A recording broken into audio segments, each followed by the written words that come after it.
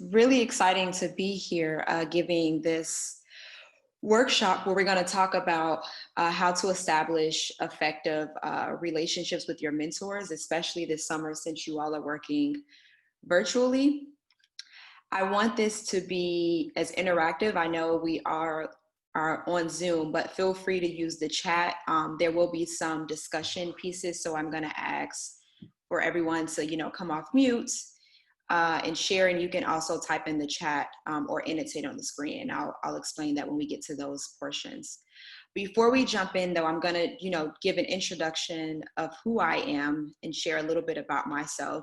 So I graduated from Spelman in 2010, and I received my Bachelor of Science in Chemistry. And while I was there, I participated in the RISE program, like you all are doing.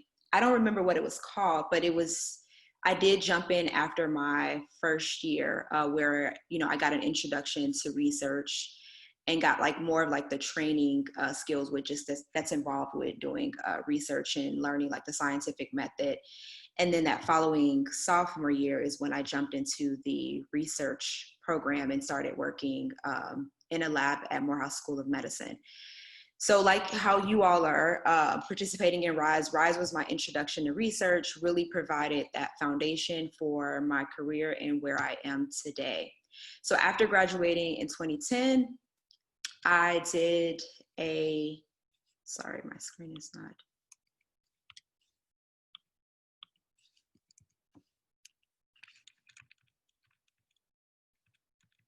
Okay, so after 2010, I moved to Boston and did a post-bac program at MIT.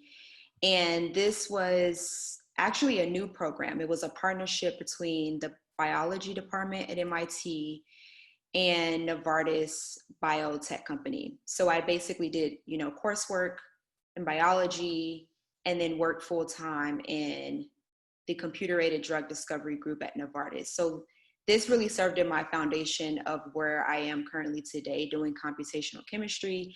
I had never had any experience doing computational work before. Most of my background was in biology and biochemistry research. So this was a really unique program that propelled me for what I'm currently doing. So after graduating finishing this program, I moved to San Diego and started my PhD program at UC San Diego in chemistry. And during my time there, I started STEMming. So 4 years in 2016. And STEMming is a company that basically the mission is to enhance the success of underrepresented minorities. And we do this by teaching unwritten skills beyond the curriculum. So just like this talk today, teaching students how to have effective relationships with their mentor, how to write their first paper, how to structure their time in their research projects. So all these soft skills that's needed to get into and through a PhD program, but that aren't necessarily explicitly taught. So I, started working on this during my time at UCSD and finished up in 2018. My mouse is freezing.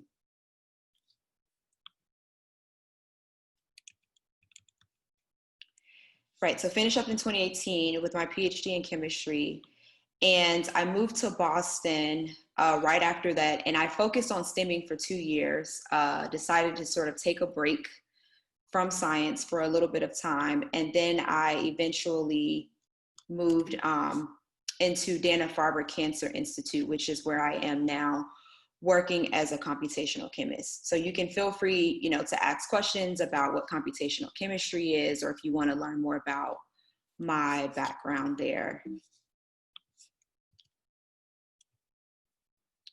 All right, so we're going to jump in. So as we talked about, today we're going to talk about mentorship.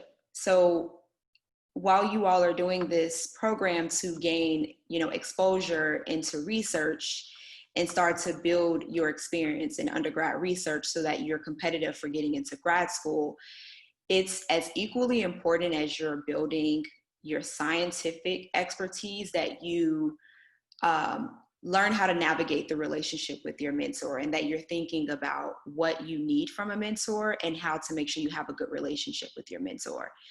So right now, I just want a few folks to come off mute, or you can chat. When you hear the word mentor, because this is a very common term that's used interchangeably, what comes to mind? Hi, my name is Ayana Forte. I'm a rising junior psychology major. And when I hear the word mentor, I think of somebody who's going to like look out for you and kind of give you advice on the things that you're going through. Okay, thank you. Nice to meet you, Ayana.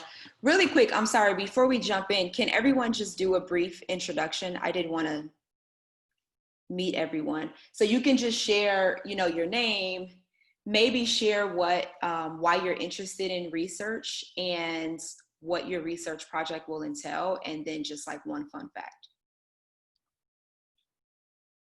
So Ayana, do you want to kick us off since you? Okay, sure. My name is Ayana Forte. I'm a rising junior psychology major, as I said. I'm from Chicago.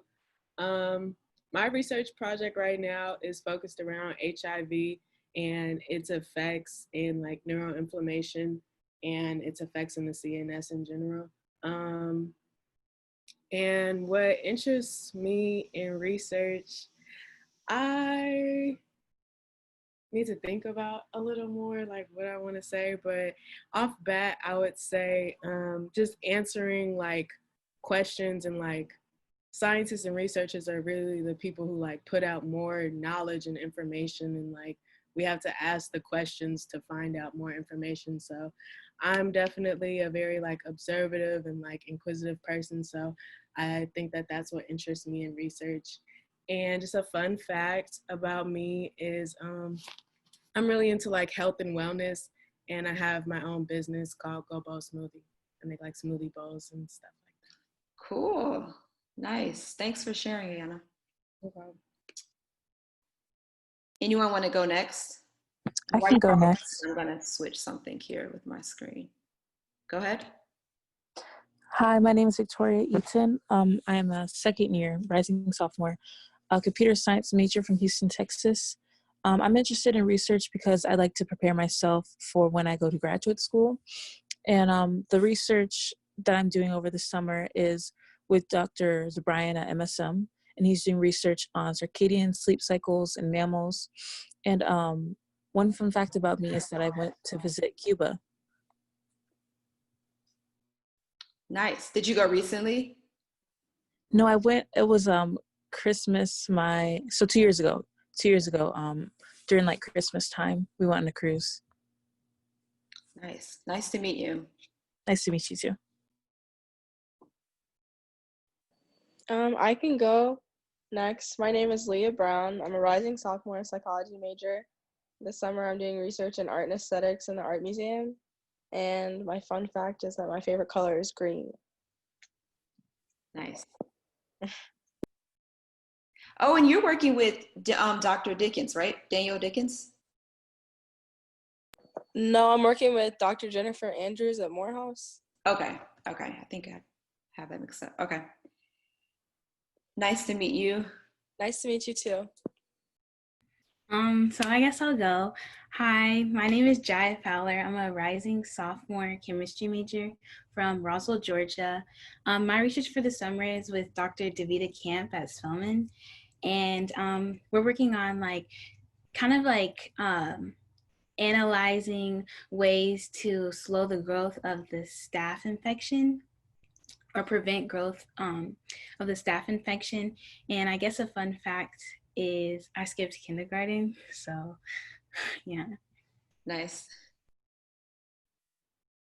Nice to meet you. Hi, I'm Noah. I'm a rising sophomore biology major from Indianapolis, Indiana. My current research project is working on a age-degenerate eye cancer and seeing if like this treatment will help treat the lesions of cancers in the eye.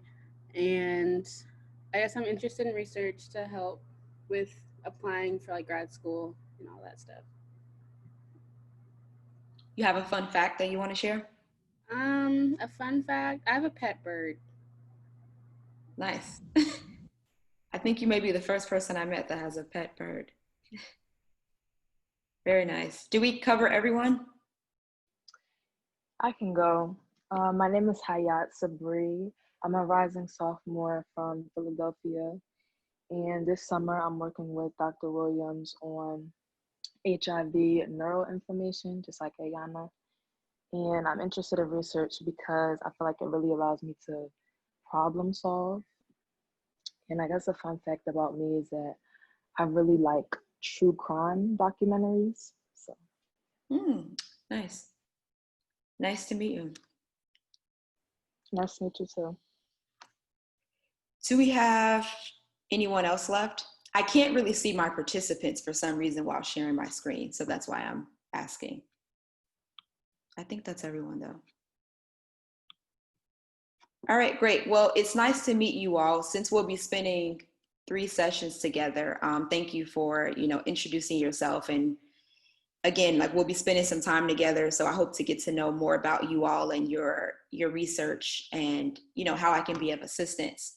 So we were talking about what the word mentor means to us or what comes to mind. And so someone has already shared that it's someone that, looks out for you, provides advice.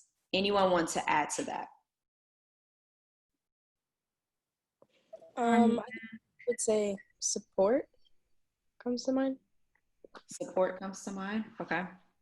I would say like guidance and assistance as well as knowledge. Okay. I would say like networking, because if you have like a great relationship with your mentor, they could potentially like find different things for you to do with different people. Excellent. Anything else someone wants to add that wasn't touched upon?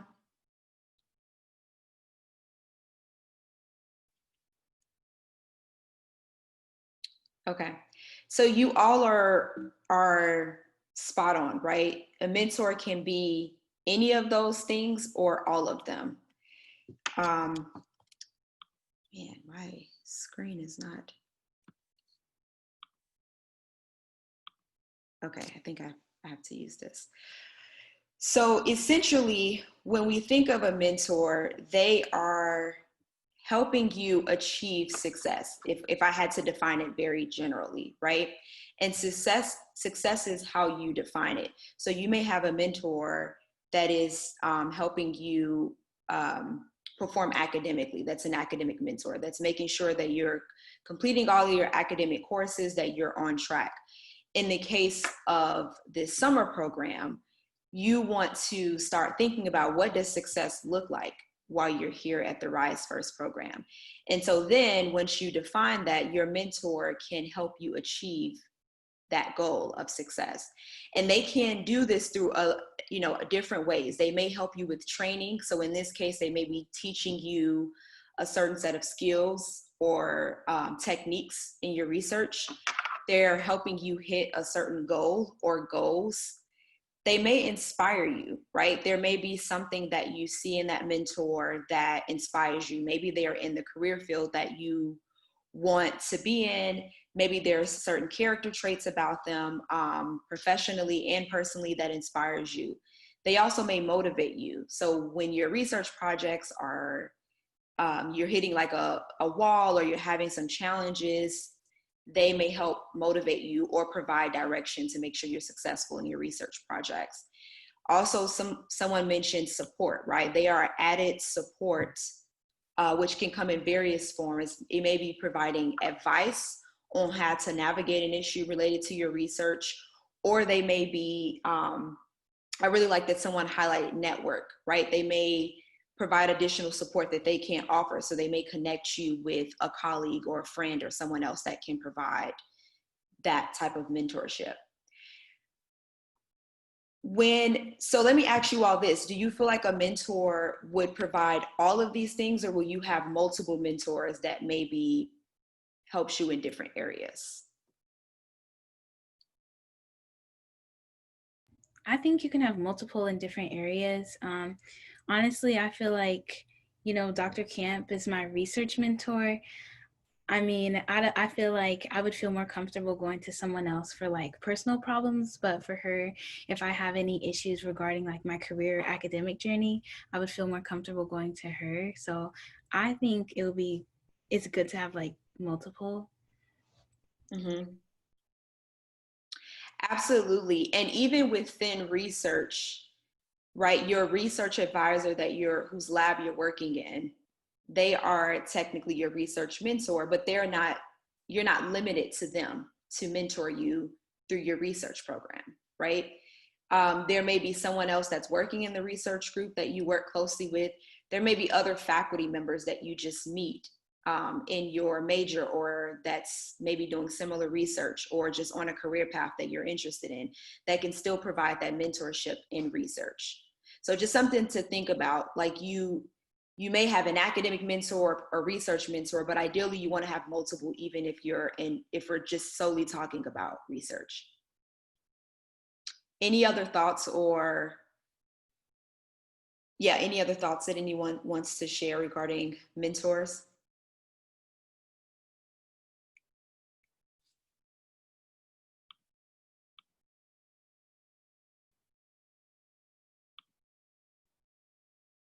Okay, so I have just a couple of tips as we're talking specifically about your research mentors for this summer, to keep in mind, just to help make sure you're still cultivating that relationship with them, because it can be more challenging when you're not in the research group or in the lab with them, where you can just kind of pop in and chat with them. You see them more one-on-one. So here you may have to do just a little more legwork. It may depend on your mentor, but I just want to share some tips for you all to keep in mind to make sure you're still cultivating that relationship with your mentor, even if you're working virtually. So the first tip is discussing expectations with your mentor. And before we even do that, right, because those expectations will be based on what success looks like for you. So I want you all to take a moment to think about this question. What does a successful Rise First summer look like? And this is an open-ended question. Does someone want to share? I'd like to share. I think that a successful Rise for summer looks like where you're learning a bunch about the research that you're doing, and you're just making it. You're putting as much effort into it as you want out of it, so to say. So if you want this to be like a learning experience, you're putting in that effort and you're gaining that information, you're gaining that experience, and it's just like a great learning experience for you for the summer to prepare you to read research papers, to conduct research this coming semester if we go back on campus. Okay, so who was that was speaking? Hi, my name's Victoria. Victoria, okay. So Victoria, basically you're saying for you, a successful summer will look like you learning a lot about research, about the research area that you're studying in. Right. Okay.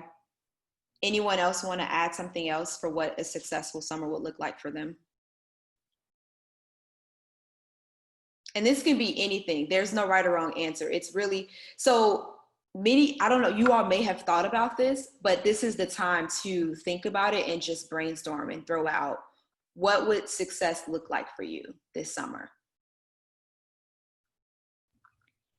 Personally, I would feel successful if I had some more clarity on like what I would want to do in the future, or future research that I would want to do like in graduate school or something.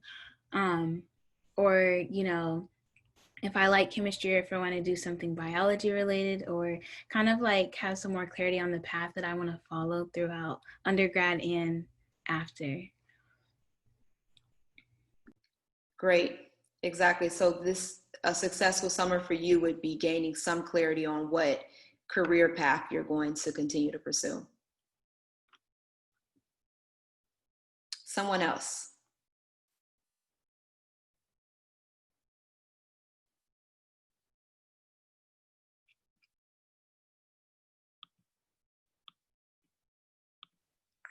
I would say You can hear me, right? Yes. Is this Leah? Yes, this is Aaliyah. Aaliyah. This is a question that honestly, like, I still have to think about, so I can, like, tell my mentor probably. But I would just like to be able to talk about my research with, like, more confidence and, understanding of it. So, like, if I had to, or when I had to present it, I can do that well and stuff like that. Okay, so for you, if by the end of the summer you're able to present and talk about your research with confidence, that would be success for you. Yeah. Great. Someone else, and ideally I would want everyone to just share, even if it's one thing. I'll share. For me, well, I'm not Rise first. I'm like rising junior. So Okay. I've been working on this research project with Dr. Williams for a little bit longer than Hayat has, like she mentioned. But for me, I think us at least being on track to have like a writing, like a paper published would be a really successful summer for me. So would it be successful if you are drafting a publication, or do you want a publication ideally at the end of the summer? We were drafting one. That's why I say at least be on track to get something published. Okay. Great. These are great. Anyone else? Let's take one more person.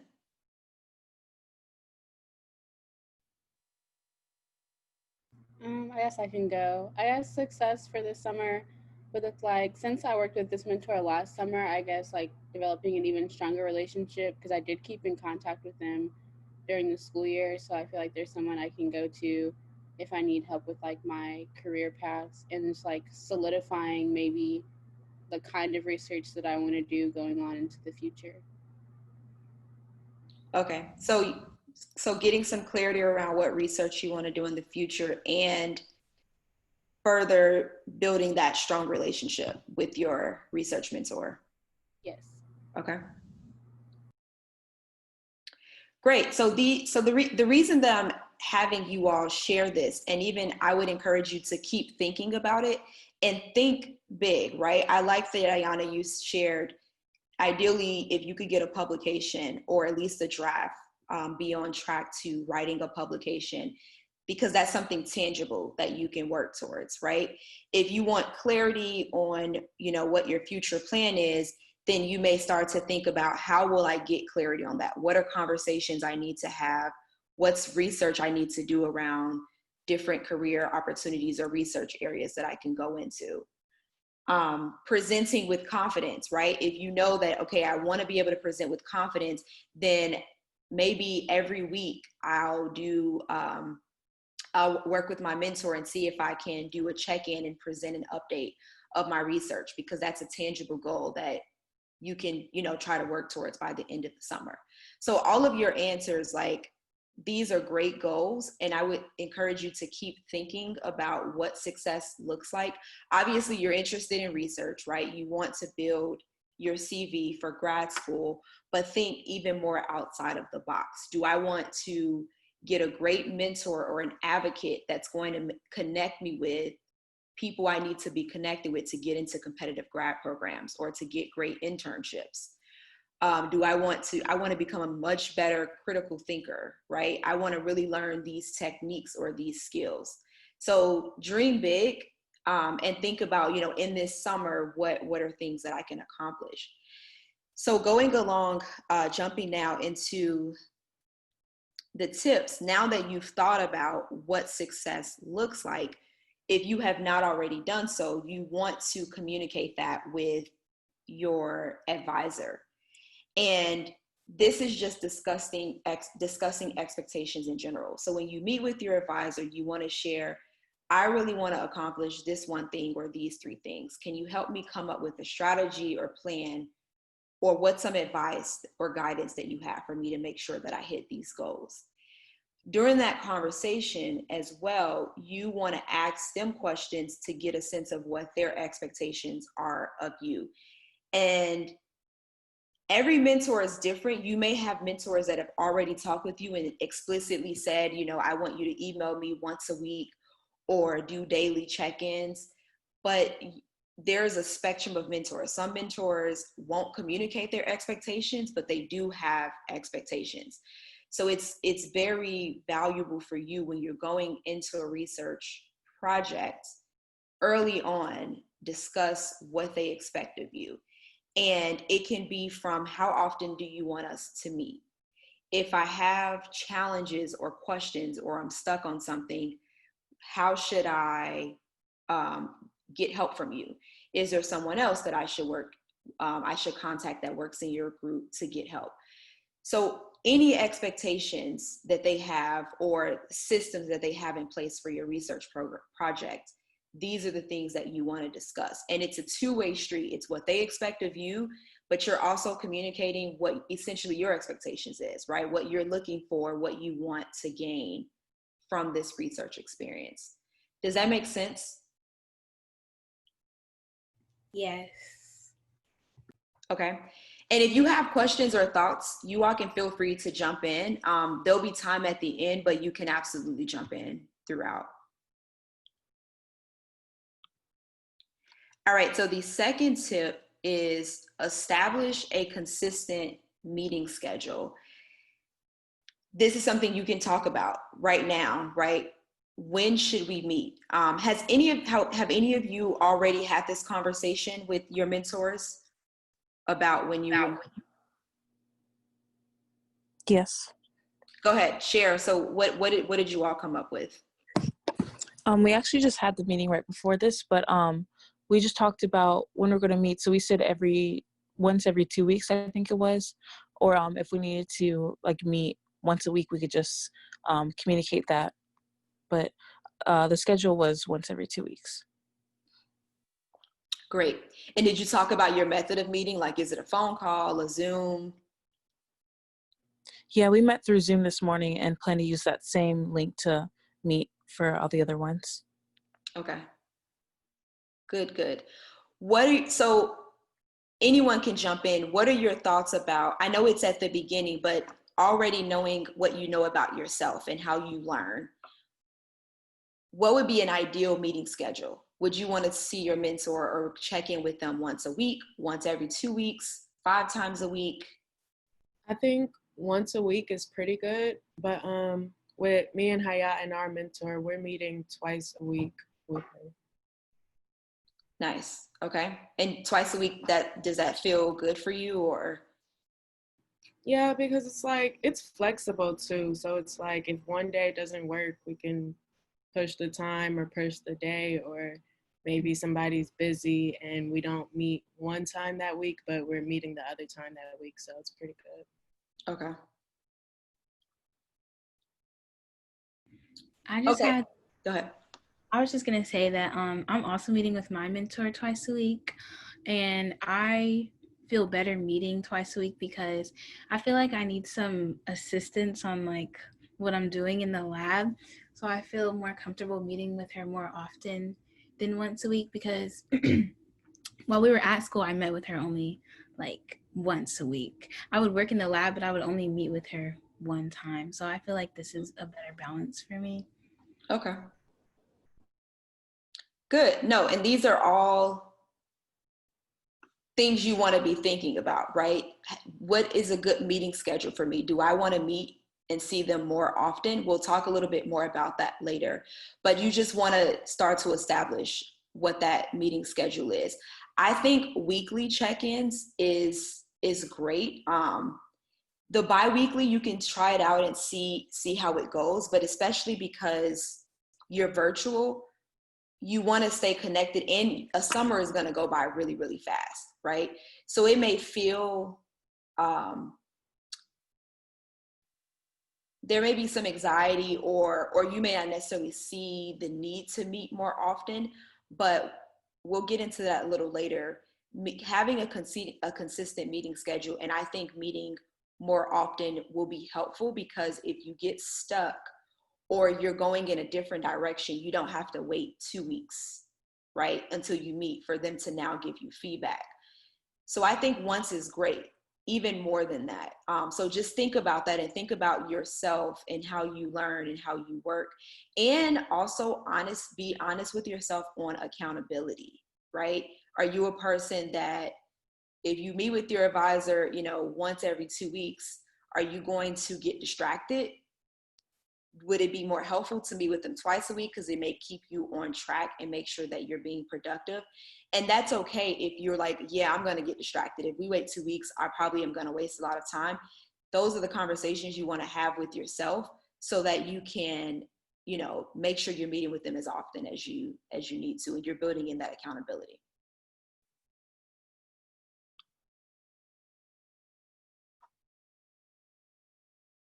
Any other thoughts or comments about? I was gonna say one thing. I think, like meeting once to twice is really good as far as staying on track, but also just to like recap on like what happened that week so that you can understand like what you did and like discuss it and whatnot. Exactly. Yeah. So like almost like a check-in, even if you don't have particular questions or challenges, just to check in on where you are. Gotcha. Agreed. Okay. So tip 3. So I'm curious, when you all meet with your advisors, how many people usually create an agenda? And you can be honest, like, I'm just curious.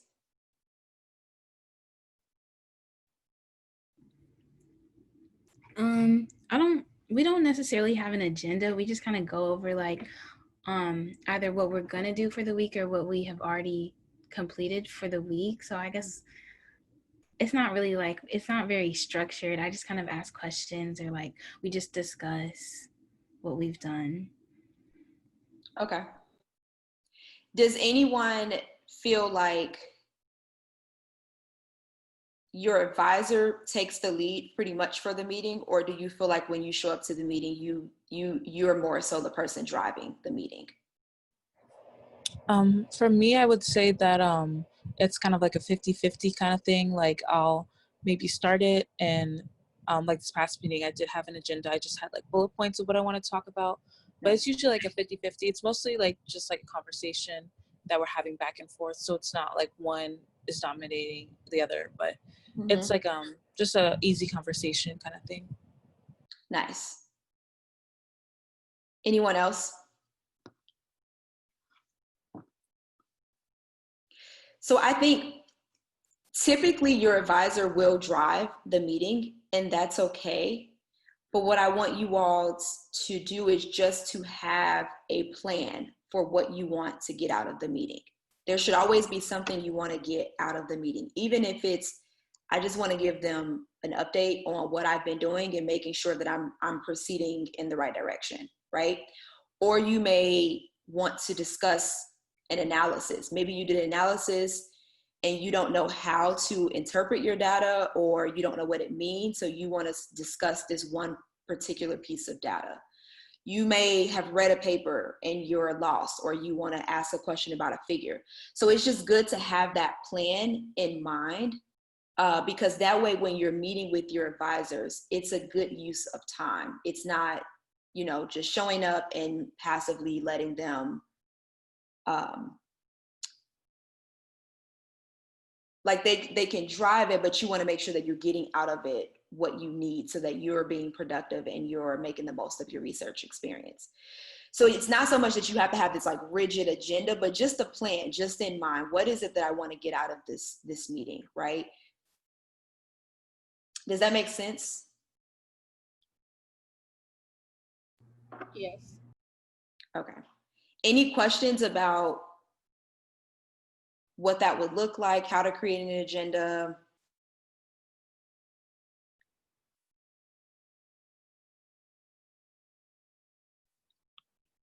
Okay, so we'll jump to the next tip. So the 4th tip is communicate what you need from your mentor. And this is an ongoing thing.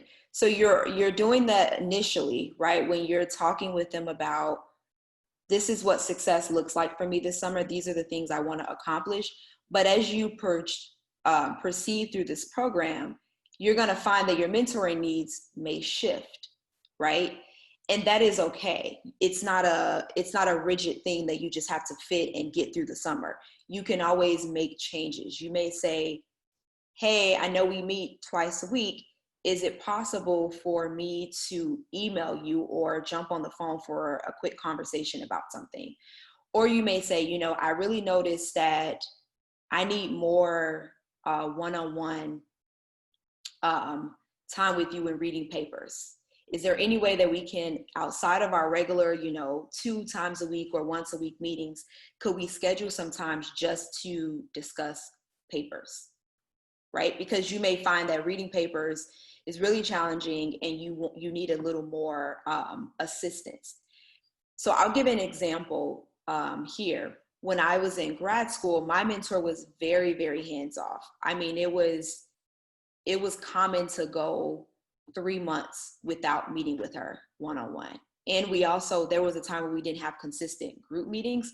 So you could just be doing research for like 3 to 6 months and no one is checking in on you, right? You could literally not come into lab.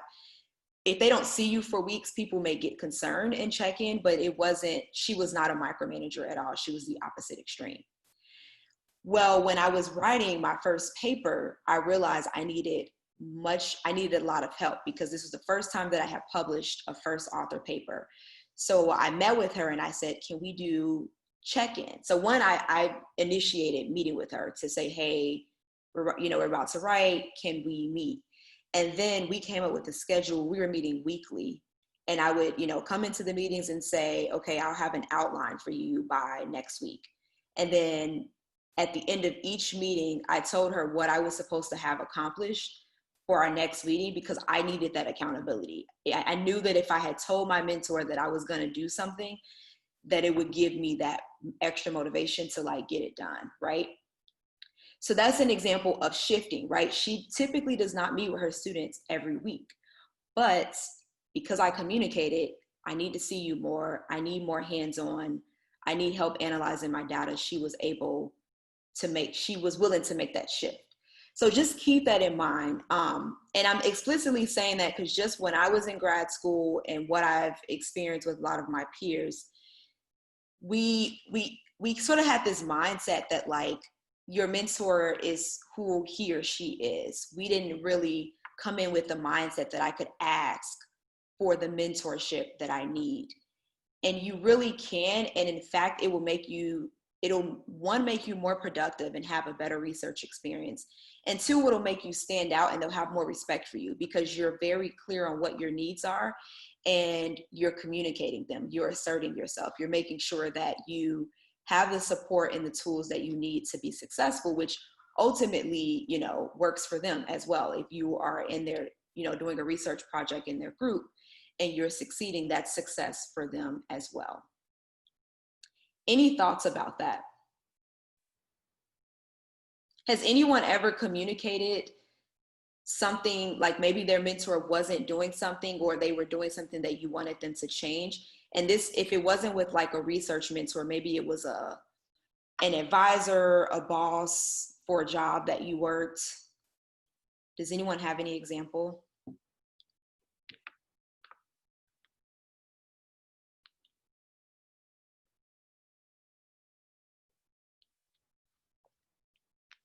Does anyone have any anxiety around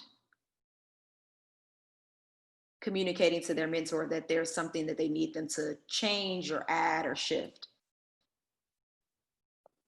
I know some. I do a little bit. I don't have to like ask for any changes, I don't think yet, but I still do get nervous when I have to like talk to my mentor on Zoom and stuff. So any advice you have for that would be helpful. This is Aaliyah, by the way. Say that one more time, the last part. I do get a little anxiety when I meet with my mentor on Zoom. I haven't asked her, I don't think I have anything to ask her to change or anything yet, but I still do get nervous before calls and stuff. Got you. And that's normal to feel anxiety with your advisor. I definitely did as well.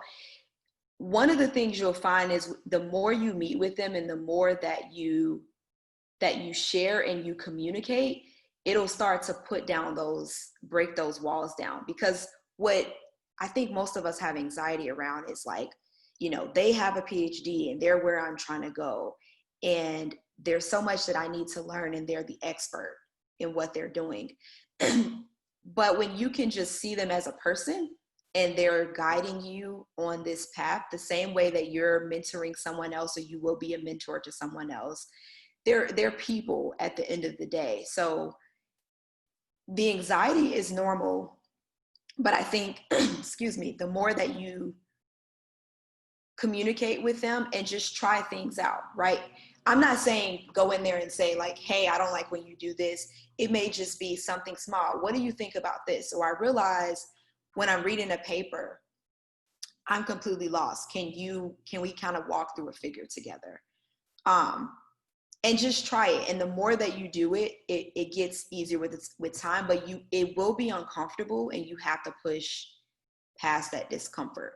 And pushing past that discomfort the reward is going to be so much greater. You're going to get so much more from that experience, and they're going to know you more as a researcher. So they're going to learn more about how you think and how you learn, which in turn will make them, will help them be a better mentor to you, right? So you want to show everything. You want to show your weaknesses so that they can help you develop as a researcher.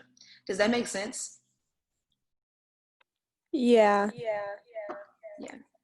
There'll be discomfort. That's normal. Just, whatever you typically do for anxiety when you have to present something, just tap into those too. If it's meditate, if it's deep breathing before your meetings, whatever it is that you have to do, but just push past the discomfort. Yeah, no problem. Thank you.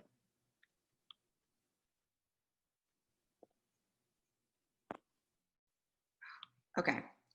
So the bonus tip, or I would say the last tip, is reflect on your mentorship experience, and specifically mentorship experience.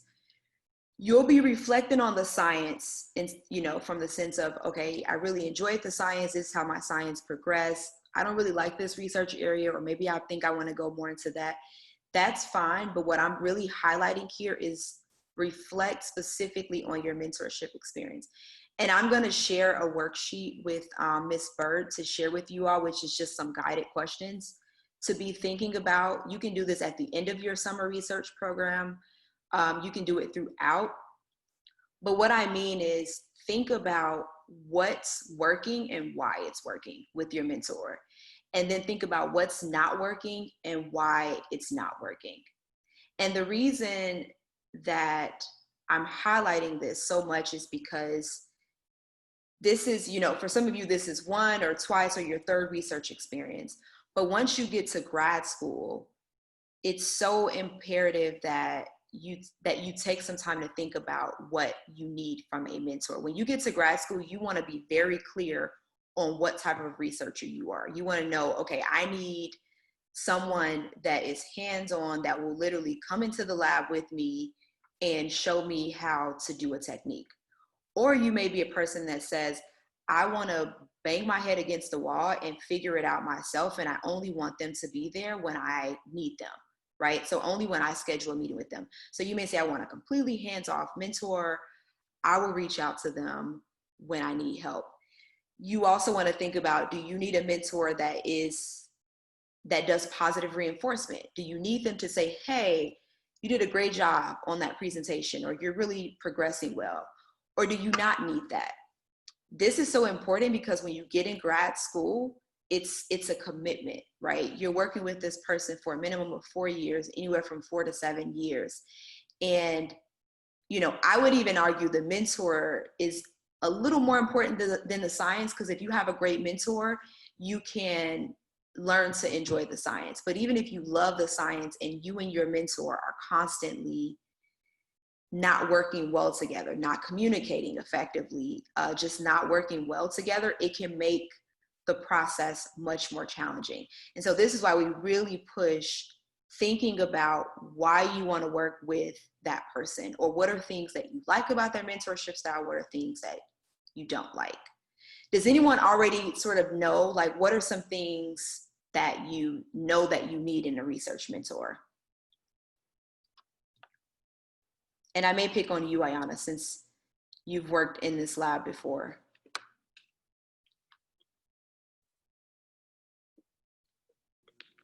But anyone can jump in. I would say probably someone who's more hands-on, just so I don't, like you said earlier, like get distracted and hold myself accountable. And then I like the positive reinforcement, just to know that I'm doing a good job. Nice. I would say definitely support and like hands-on, but not too hands-on, like the in-between type of mentor, because I don't want to feel micromanaged because that seems annoying. Mm-hmm. But also I don't want to feel like completely on my own, because that would seem kind of frustrating and like you might feel lost or like not on track. So yeah, I would say in between the two type of mentor. Excellent. That's excellent insight that you have. I could share your feelings in that I wanted more of a mentor that was flexible, that could be more available when I need them, but that knew when to back off as well. So that's a really good insight that you have. Anyone else wants to share?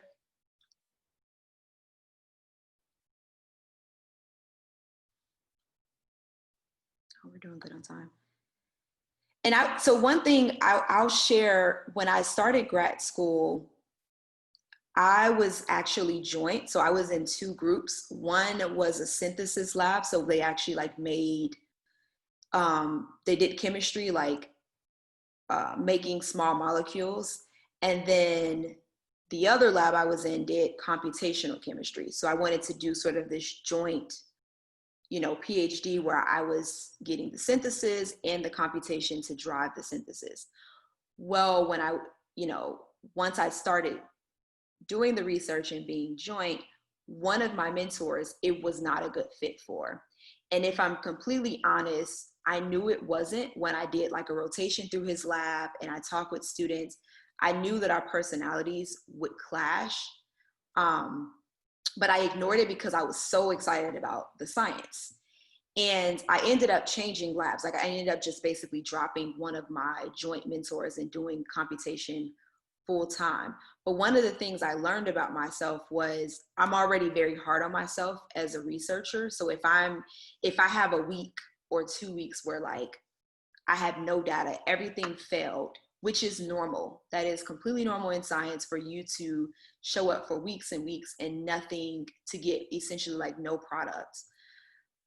But I was already very hard on myself. So if I would come into a meeting and he would highlight that and sort of, like, man, it's like as if you didn't show up to lab, that really bothered me. So I learned that I needed positive reinforcement or no reinforcement at all. Negative reinforcement was something that was not healthy for me in a research environment. And so I made that change. And it's okay. I think before I joined his lab, because I felt like the science should be the most important, and I thought I could just, I don't know, change myself or rough it out or something. But it's really important. Like, it would just save you so much headache, because the science and the research is already rigorous. So if you can, pick a mentor that you can see as eye to eye on things as possible, most of the time you will clash with them, but conflict is healthy. So long as it's done a certain way and you still feel like you're getting the mentoring that you need.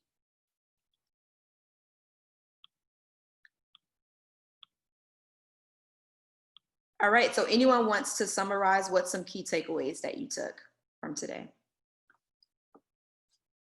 Or what's like one thing that maybe really stood out to you?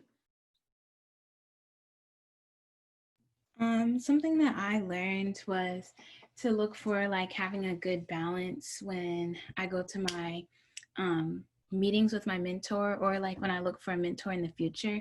kind of finding someone who has like a good balance of giving me work and letting me do my own research while working with them at the same time.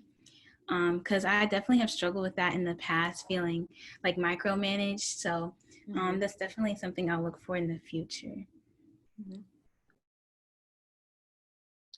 Great.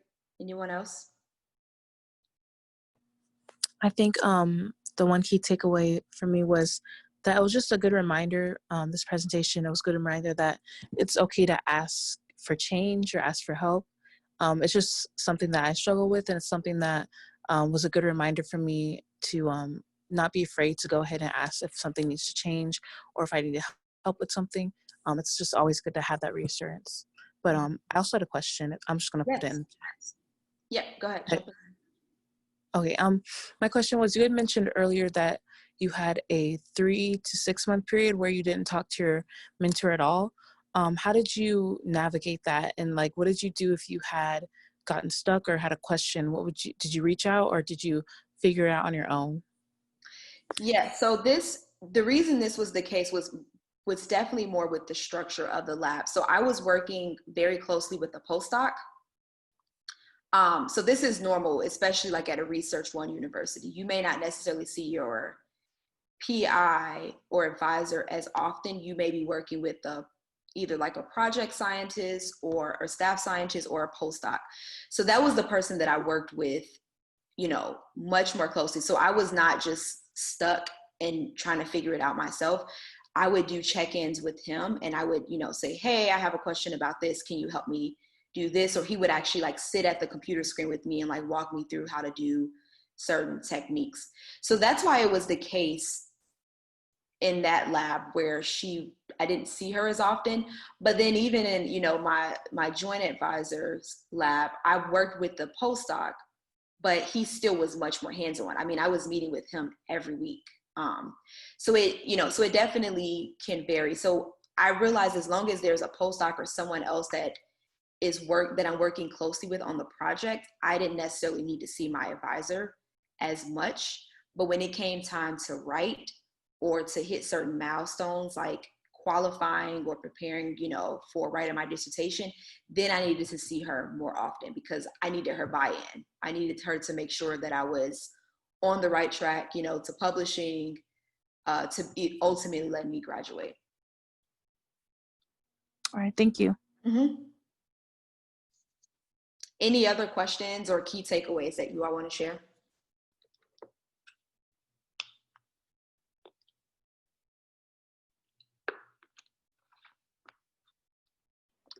I really liked how you said that our needs may shift during the summer. And I just think that's something important to remember personally for me, just to work on being more vocal about, what it is that I want to get out of the research experience. Excellent. And that's something we always have to remind ourselves. Even now, it's almost like starting all over again in this new job. I've been here for 2 months and I have to remind myself, stop staying stuck on this problem for so long. Reach out to your boss immediately, right? Just go ahead and send an email, jump on a Zoom call with them. And it just takes practice. You just keep doing it over and over again, but just know that you're not alone. And we all sometimes struggle with asking for help, but what you will find is that people are willing to help. One, they're expecting you to struggle. And then it'll just make your life so much easier. So you just keep trying it over and over again, but it's something we all definitely struggle with. Yeah, thank you. Any other questions, comments?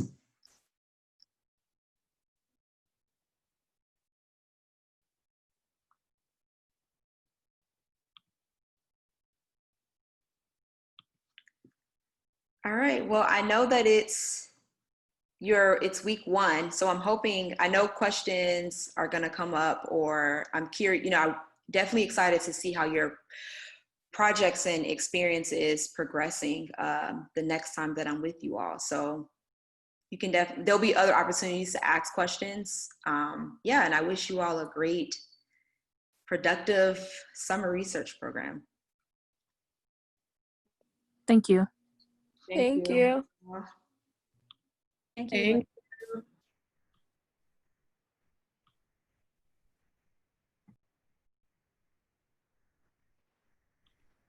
All right. Thanks, Miss Bird. Thank you so much. I think they learned a lot. Okay. So, All right. You all have a good one. all right, you too. Bye. you. Bye, everybody.